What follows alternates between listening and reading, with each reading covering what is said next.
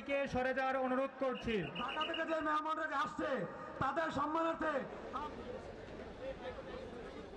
দীর্ঘ সময়ে যে সরকার ছিল তাদের সাথে জনগণের ম্যান্ডেট না থাকায় তারা ছিল একটি নতজানু সরকার।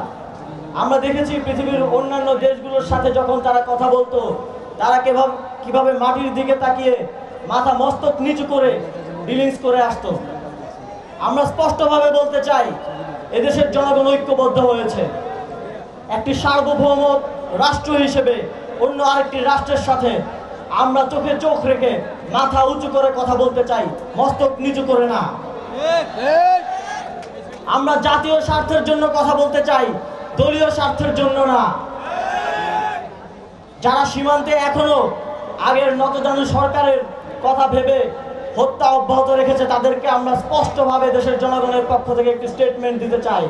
এতদিন ভারত এদেশে শুধু একটি সরকার, একটি দলের সাথে কথা বলতো, সেটি হচ্ছে আওয়ামী লীগ।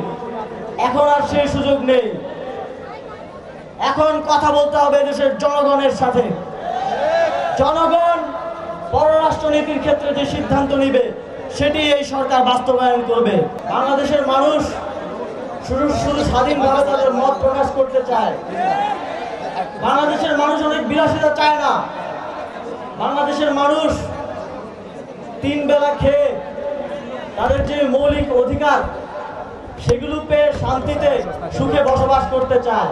শুধু 16 বছর না, অনেকেই বলে থাকেন গত 53 বছরেই এদেশের উপরে শুধু জঞ্জাল জমা হয়েছে।